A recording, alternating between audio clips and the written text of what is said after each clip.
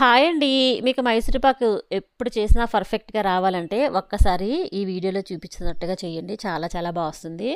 మైసూరుపాకు ఎప్పుడైనా సరే చాలా సాఫ్ట్‌గా ఉండాలండి. నోట్లో వేసుకుంటే కరిగిపోయేలా ఉండాలి. గుల్లగా కూడా ఇలా రావాలన్నమాట. ఎలా చేసుకోవాలో చూద్దాం. ఒక కప్పు శనగపిండి తీసుకుని జల్లెడలో వేసుకుని ఉండలు ఏమీ లేకుండా ఉండేటట్లుగా ఈ విధంగా జల్లించిన పిండిని మనం పక్కన పెట్టుకోవాలి. మరొక వైపు లోతుగా ఉన్నటువంటి ఒక గిన్నె తీసుకుని అర టేబుల్ స్పూన్ నెయ్యి గిన్నెకి మొత్తం కూడా రాసుకోవాలి. తయారైనటువంటి మైసూరుపాకు గిన్నెలో వేసుకుని మనం చల్లారాక చక్కగా ఊడొచ్చేస్తుంది అన్నమాట. తయారైనటువంటి మైసూరుపాకు దీంట్లో వేసినట్లయితే ఒక కప్పు శనగపిండికి 2 కప్పుల నూనె అన్నది వేసుకోవాలి. ఎటువంటి ఫ్లేవర్ లేనటువంటి సన్ఫ్లవర్ ఆయిల్ వేసుకోవాలి. ఈ నూనెను బాగా వేడి చేసుకోవాలన్నమాట. మరొక వైపు వేరే స్టవ్ ఆన్ చేసి మందంగా వెడల్పుగా ఉన్న ఒక కళాయి పెట్టుకుని 2 కప్పుల పంచదార వేసుకోవాలి. ఒక కప్పు శనగపిండికి 2 కప్పుల పంచదార అన్నది వేసుకోవాలి. తర్వాత ఒక కప్పు నీళ్లు పోసుకొని తీగపాకం వచ్చేలా మనం పాకాన్ని రెడీ చేసుకోవాలి. ఈ విధంగా కలుపుకుంటూ మీరు చూడండి, మరొక వైపు మనకు నూనె కూడా మరుగుతుంది. నూనె బాగా మరిగితేనే మనకు మైసూరుపాకు అన్నది బాగా వస్తుందండి. మీరు పాకం కూడా మధ్య మధ్యన చేతివేలితో తీసుకుంటూ చూసుకుంటూ ఉండాలన్నమాట. తీగపాకం వచ్చిందా లేదని ఈ విధంగా కలుపుకుంటూ మీరు పాకాన్ని రెడీ చేసుకుంటూ మధ్య మధ్యన చూసుకుంటూ ఉండాలన్నమాట. ఒకసారి మనం పాకం వచ్చిందా లేదని చూద్దాం. చూడండి, ఇలా కొద్దిగా తీసుకుని ఇలా అంటే మనకి ఇలా వీడియోలో చూపిస్తున్న విధంగా తీగపాకం రావాలి. ఇలా వచ్చింది అనగానే ముందుగా మనం జల్లించి పెట్టుకున్నటువంటి శనగపిండిని కొద్దిగా వేసుకుంటూ ఉండలు లేకుండా కలుపుకోవాలి. చూడండి, ఇలాగా ఉండలు ఎక్కడ కూడా ఉండకూడదండి శనగపిండికి. ఇలా పిండి మనం మొత్తం వేసిన తర్వాత ఇప్పుడు విస్కర్ తీసుకుని మీరు కలుపుకోవాలి. ఇప్పుడు గరిటె పక్కన తీసేసి చూడండి, వెంటనే ఇలా విస్కర్ తీసుకుని కలుపుకున్నట్లయితే మీకు ఉండలు ఎక్కడ కూడా లేకుండా ఉంటుందన్నమాట.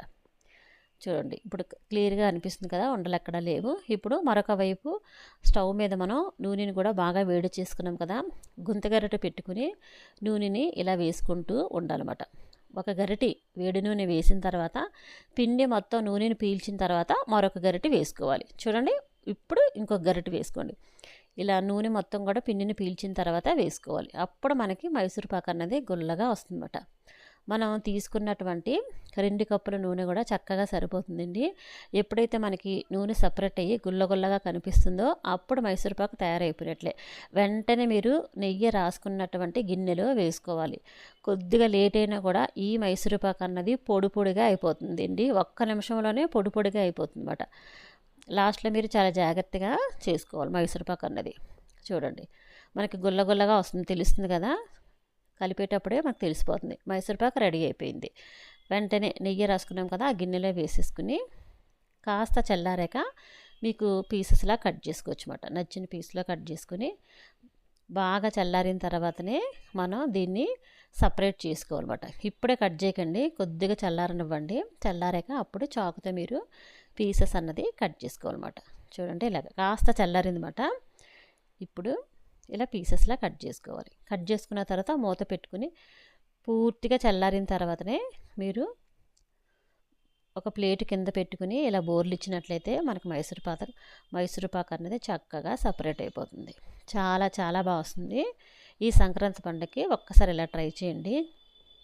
చూడండి, ఇలా పీస్ మీకు ఎంత సైజులో కావాలో అంత సైజులో కట్ చేయండి. కాకపోతే గిన్నె కూడా కాస్త లోతుగా ఉన్న గిన్నె తీసుకుంటే మనకి మైసూరుపాకు అన్నది బాగా వస్తుందన్నమాట.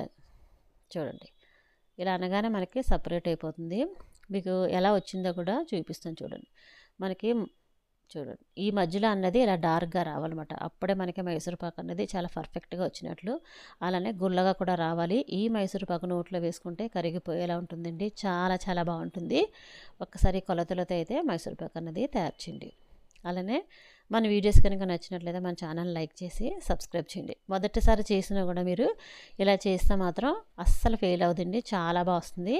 మీకు చక్కగా మైసూరుపాకు గుల్లగా అయిందనగానే వెంటనే మీరు గిన్నెలో వేసేసుకుంటే సరిపోతుంది.